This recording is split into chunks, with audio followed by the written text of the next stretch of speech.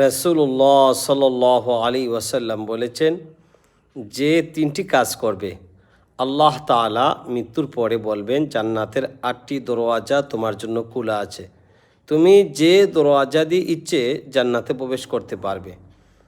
১ number, যে ব্যক্তি নিজের হত্যাকারীকে ক্ষমা করে দেয়, তাকে কেউ আঘাত করেছে, সে নিশ্চিত হয়তো সে ইন্তেকাল করবে, অথবা ইন্তেকালের আগ মুহূর্তে বলে গেল আমাকে যে হত্যা করেছে তাকে আমি ক্ষমা করে দিলাম।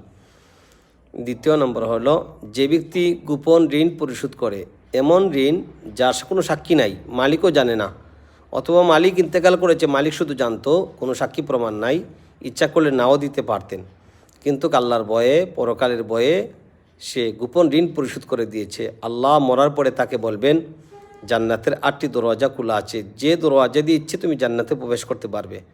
৩য় নম্বর হলো, যে ব্যক্তি ৫ ওয়াক্ত ফরজ নামাজের পরে সূরাতুল ইখলাস, কুল হুয়াল্লাহ বেশি বেশি পাঠ করে, আল্লাহ তাআলা মরার পরে তাকে জান্নাতে প্রবেশ করাইবেন। আল্লাহ তাআলা আমাদেরকে আমল করার তৌফিক দান করুন, আমিন।